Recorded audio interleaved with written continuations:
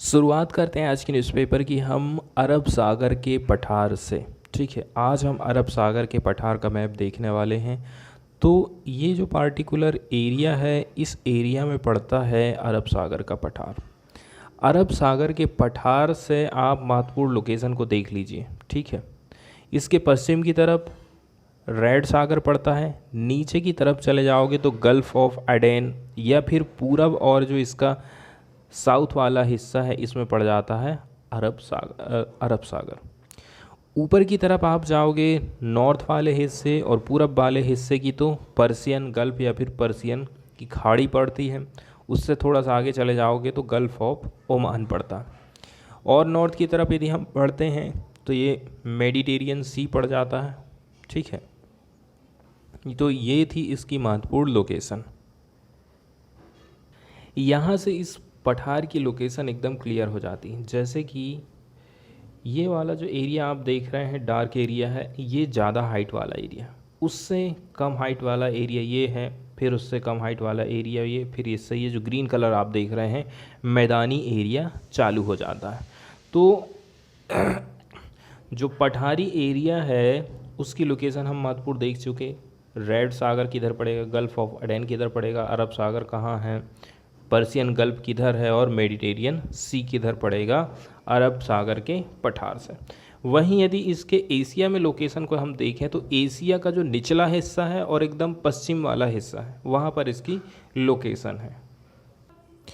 अगली न्यूज़ हम देखने वाले भारत के पहले प्रधानमंत्री पंडित जवाहरलाल नेहरू से रिलेटेड। प्रधानमंत्री नरेंद्र मोदी ने पंडित जवाहरलाल नेहरू को उनकी पुण्यतिथि पर श्रद्धांजलि अर्पित की है। तो हम पंडित जवाहरलाल नेहरू के बारे में कुछ बेसिक जानकारी देखेंगे। इनका जन्म हुआ था 14 नवंबर 1889 को। इनके पिता का नाम था मोतीलाल और माता का नाम था स्वरूप रानी।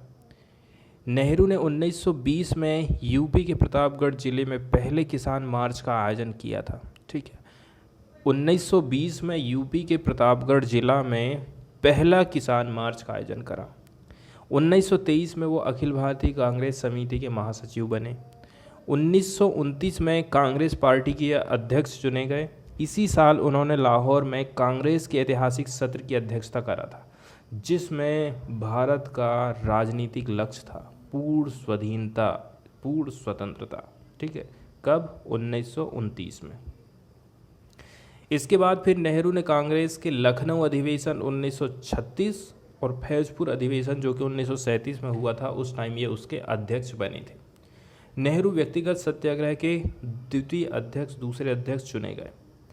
7 अगस्त 1942 को मुंबई में एक अखिल भारतीय कांग्रेस कमेटी की बैठक हुई थी। यहाँ पर पंडित नेहरू ने एक ऐतिहासिक संकल्प भारत छोड़ो को कार्यान्वित करने का लक्ष्य रखा था। इसी के बाद 8 अगस्त 1942 को उन्हें अन्य नेताओं के साथ में इनकी गिरफ्तारी हुई और अहमदनगर किले में बंद कर दिया गया। जवाहरलाल नेहरू ने आज़ादी के लिए पूर्ण स्वराज का नारा दिया था। इनका जो नारा है हमें याद रखना है, पूर्ण स्वराज। ठीक है, कई सारी समिति थी जिनके अध्यक्ष भी रहे, जैसे कि संघ शक्ति समिति, संघीय संविधान समिति, इसके अलावा राज्य के लिए समिति। 1955 में इनको भारत रत्न दिया गया था।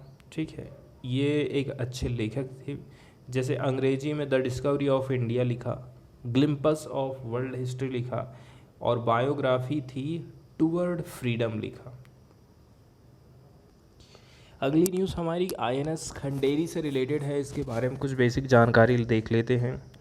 आईएनएस खंडेरी को बनाया गया था मुंबई स्थित मझगांव डॉकयार्ड लिमिटेड के द्वारा।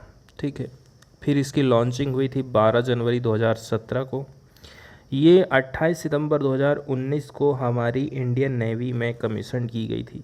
इसका ध्येय वाक्य बताया गया है, अखंड अभेद्य आदर्श। इसका नाम छत्रपति शिवाजी के किला खंडेरी के नाम पर रखा गया है और इस नाम की एक पनडुब्बी 1968 से 1989 तक भारतीय नेवी में पहले से काम कर रही थी।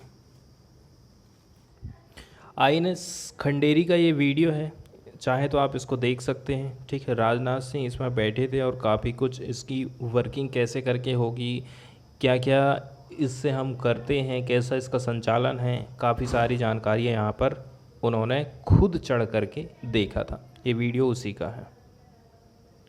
ये देखिए पनडुब्बी कैसे करके चल रही है।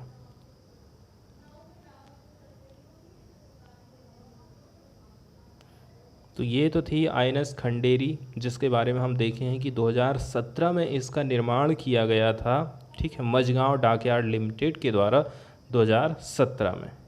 वही बातें यहाँ पर बताई जाती हैं कि जो प्रोजेक्ट 75 था, सबमरीन की दूसरी सबमरीन को हमने मेक इन इंडिया पहल के अंतर्गत मझगांव डॉक इंडिया लिमिटेड के द्वारा बनवाया, ठीक है।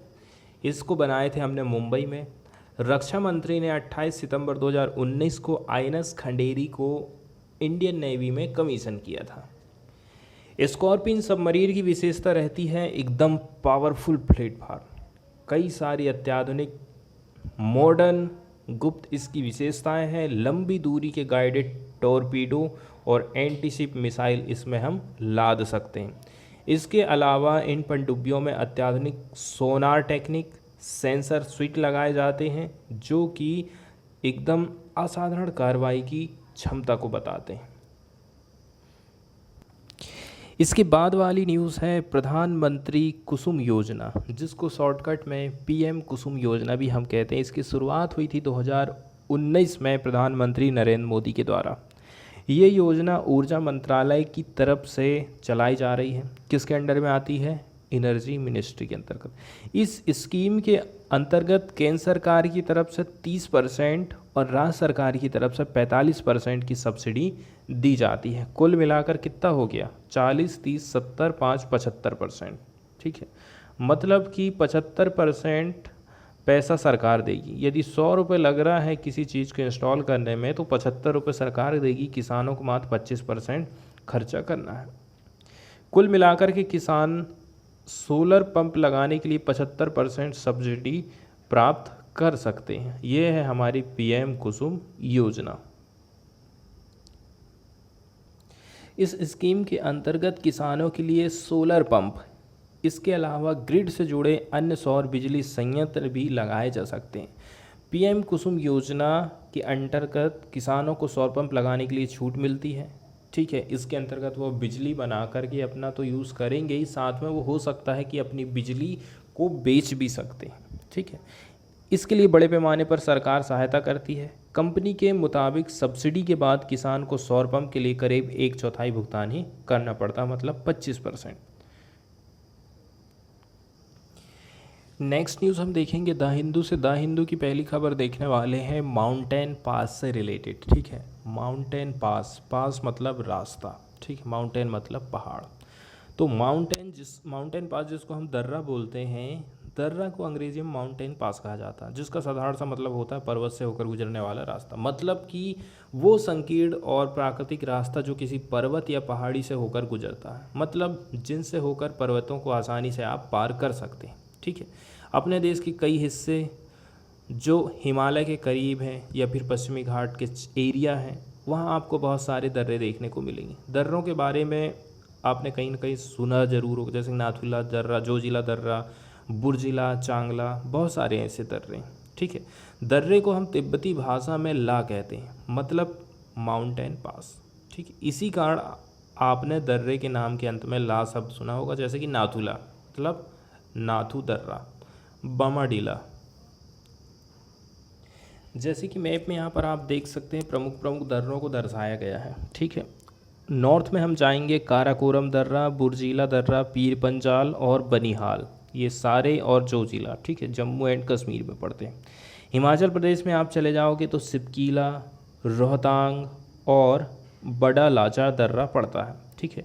उत्तराखंड में यदि हम चले जाएंगे तो उत्तराखंड में 3 दर्रे हैं, ठीक है, माना दर्रा, भीती दर्रा और लिपुलेख दर्रा। यहाँ से अच्छे से क्लियर नहीं हो पा रहा है, ये हैंड रिटन लेक है। वहीं सिक्किम में देखें तो नाथुला और जैलपला, ठीक है। इसके अलावा अरुणाचल प्रदेश में यांगदार है, दिफू है और बोमडीला दर्रा है। नीचे की तरफ हम चले जाएंगे तो केरला में पड़ता है पालघर दर्रा, ठीक है। महाराष्ट्र में 2 हैं, थालघाट और भोरघाट। वहीं राजस्थान में चलेंगे तो गेराम घाट दर्रा पड़ता है। एक बंदर है जिसका नामकरण किया गया है, उसको लेकर के ये न्यूज़ आई है, ठीक है।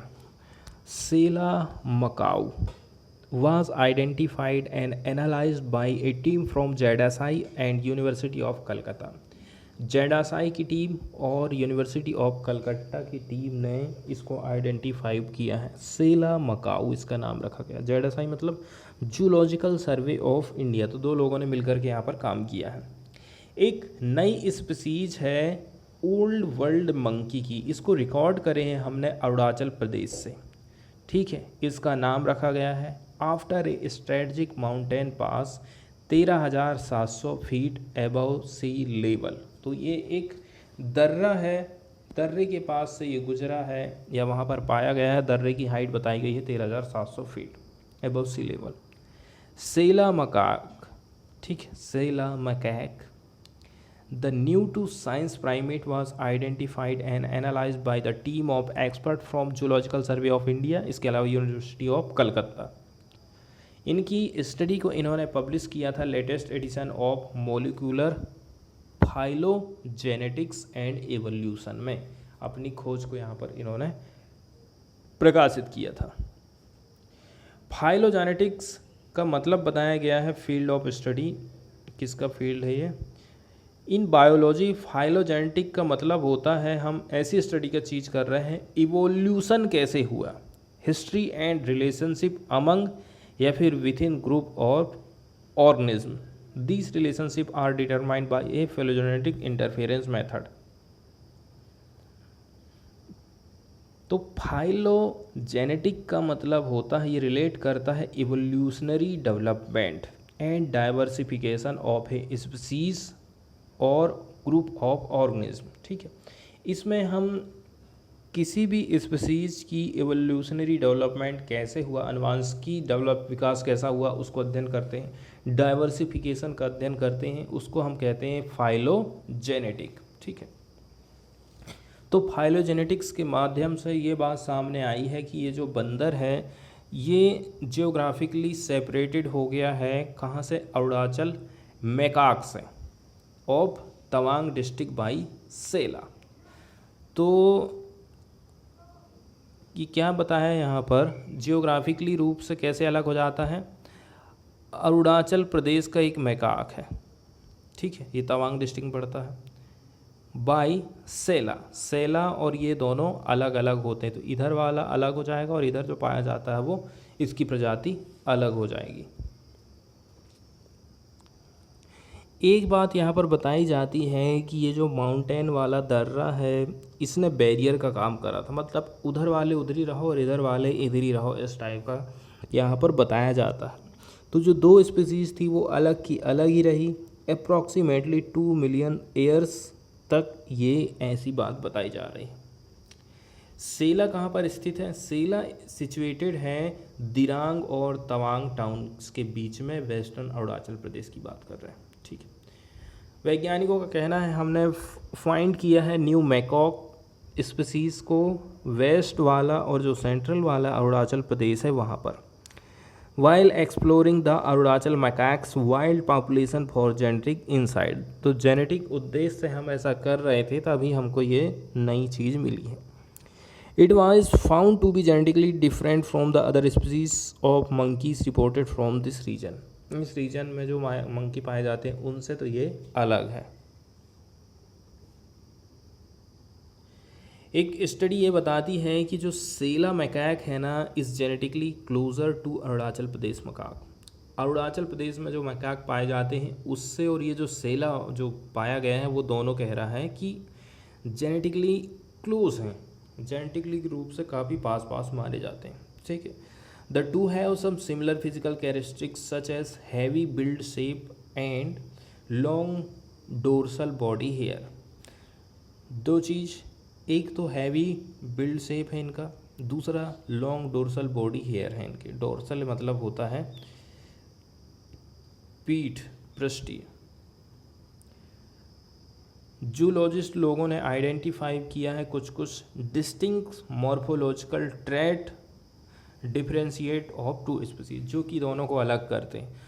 While the Sela macaque has a pale face, इसका फेस कैसा रहेगा, इसका फेस जो है पेल कलर वाला है, मतलब होता है जिसकी त्वचा पीली हो। एंड ब्राउन कोट, और इसका क्या है, कोट जो है ब्राउन कलर का है, मतलब इसकी जो कहना चाहिए बालों का कलर से जो कोट बन जा रहा है। अरुणाचल मकाक है dark face and dark brown coat, उसका डार्क फेस है और डार्क ब्राउन कोट भी है। सेला मकैक का यहाँ पर वीडियो है, मिला है हमको यूट्यूब में, इसको आप देख सकते हैं, ठीक है।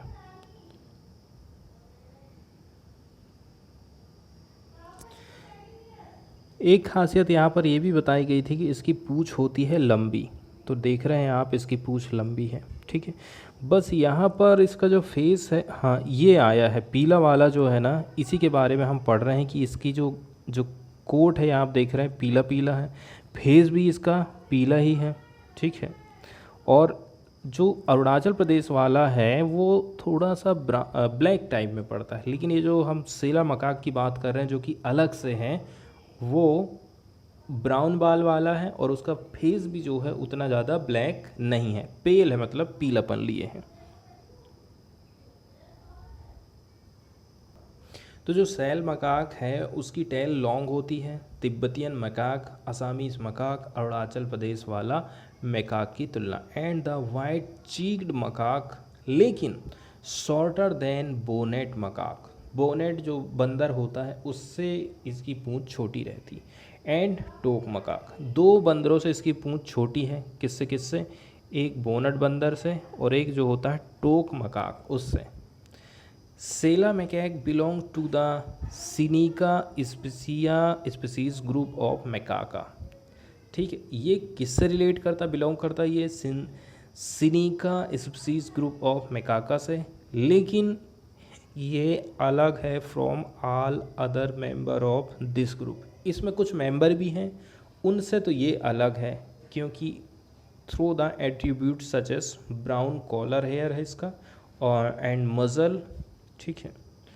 मज़ल का मतलब होता है थुथना, ठीक है, मतलब इसका जो फेस रहता है। इसके अलावा एब्सेंस ऑफ चिन विस्कर्स, ठीक है। चिन का मतलब होता है इसका ठोड़ी, और जो विस्कर्स है इसका भी मतलब हम देख लेते हैं, विस्कर्स का मतलब होता है मूंछ। ऐसा स्टडी में बताया गया है। क्या क्या चीज़ें हैं, इसकी जो कॉलर के हेयर हैं वो कैसे हैं, ब्राउन हैं, ठीक है। इसका जो थूथन है, इसके अलावा अब्सेंस ऑफ चिन विस्कर्स, मतलब इसकी जो मूंछें हैं वो गायब हैं। इसके बाद वाली न्यूज़ हम देखने वाले हैं इंटरनेशनल बुकर प्राइज़ से रिलेटेड, ठीक है। बुकर प्राइज़ एक साहित्यिक प्राइज़ होता है जो हर साल इंग्लिश में लिखे या फिर यूके आयरलैंड में पब्लिश हुए सर्वश्रेष्ठ उपन्यास को दिया जाता, ठीक है। हाई प्रोफाइल साहित्यिक पुरस्कार माना जाता है, लिटरेरी प्राइज़ माना जाता है, और यही कारण है कि हर साल दिए जाने वाले इस पुरस्कार का इंतज़ार लगभग हर बुक लवर यानी पुस्तक प्रेमियों के बीच होता है। हिस्ट्री देखें तो बुकर प्राइज़ की शुरुआत हुई थी 2005 में मैन बुकर इंटरनेशनल प्राइज़ के रूप में, ठीक है। शुरू में 2 साल में दिया जाता था, इसमें कोई शर्त नहीं थी कि लिटरेचर का कार्य अंग्रेजी के अलावा किसी अन्य भाषा में लिखा जाना चाहिए।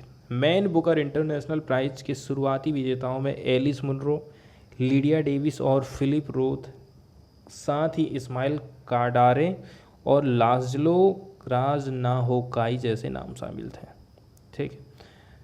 तो इसमें पैसा मिलता था 21,000 पाउंड, और 2002 में इसको बढ़ा करके 50,000 पाउंड कर दिया गया। 1971 में बुकर के नियम बदल दिए गए, जिसका मतलब ये हो गया कि 1970 में पब्लिश्ड बुकों पर 1970 या 71 में विचार नहीं होने वाला। 2010 में फाउंडेशन द्वारा एक विशेष पुरस्कार लास्ट मैन बुकर पुरस्कार बनाया गया, ताकि इसकी मदद से 1970 की 22 नोवेल की एक लंबी लिस्ट में से एक विजेता का हम सिलेक्ट कर सकते, ठीक है। तो सिलेक्शन कौन करता है विनर के लिए, तो पुरस्कार के विजेताओं का सिलेक्शन किया जाता है, फाउंडेशन एक एडवाइजरी कमेटी सिलेक्ट करेगी। एडवाइजरी कमेटी में राइटर, 2 पब्लिशर, एक लिटरेरी एजेंट, एक बुक सेलर, एक लाइब्रेरियन और एक चेयरपर्सन रहते हैं, ठीक है। कौन कौन रहते हैं इसमें, writer, publisher, literary agent, book seller, librarian और चेयरपर्सन। उसके बाद कमेटी एक जजिंग पैनल को सिलेक्ट करेगी जो हर साल बदलते रहती है। प्राइज़ के लिए लीडिंग क्रिटिक्स, राइटर्स और एकेडमिक से जज चुने जाते हैं। अभी तक किन किन को मिला है? वी.एस. नायपाल, इनकी किताब थी इन ए फ्री स्टेट 1971। सलमान रुश्दी, किताब थी मिडनाइट चिल्ड्रन 1981। अरुंधति राय, किताब थी the God of small things 1997। Kiran Desai, the inheritance of law 2006। और अरविंद अडीगा, द वाइट टाइगर 2008। और 2022 के लिए किसको मिला है, ठीक है, ये भी हम देख लेते हैं थोड़ा सा डिटेल में। इंटरनेशनल बुकर प्राइज़ इस बार दिया गया है गीतांजलि श्री को, ठीक है। इंडिया की ये लेखिका हैं गीतांजलि श्री। इन्होंने जीत लिया है प्रेस्टिजियस इंटरनेशनल बुकर प्राइज़ को। इनकी हिंदी उपन्यास है रेत समाधि। इसको ट्रांसलेट किया गया था इंग्लिश में tomb of sand Daisy Rockwell के द्वारा। मणिपुर में इनका जन्म हुआ, 65 साल इनकी उम्र बताई जाती है, ठीक। तो श्री ने भी एक कदम आगे चला है या फिर उनका पदताल का पीछा किया है। कुछ कुछ नाम है जिन्होंने जीते थे: सलमान रुश्दी, किरण देसाई, अरुंधति रॉय, अरविंद अडीगा, ठीक है, इंटरनेशनल सम्मान ये पा चुके हैं। The book was chosen among 135 long listed one. Total 135 थे जिनमें से इनका सिलेक्शन किया गया है।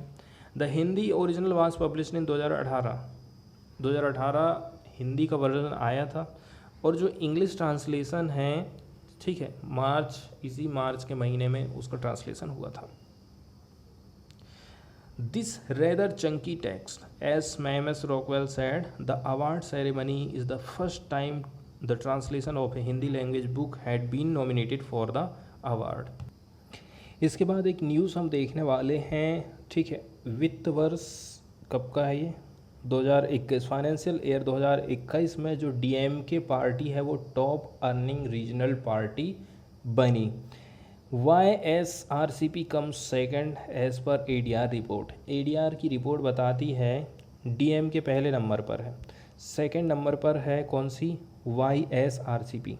डीएमके की इनकम 149.95 करोड़, वाईएसआर कांग्रेस की है 107 करोड़, बीजेडी की है 77, जेडी की है 65, टीआरएस की है 37 करोड़, ठीक है। इन्होंने घोषणा किया है कि हमारी इनकम इतनी हुई और हमने खर्चा कितना किया।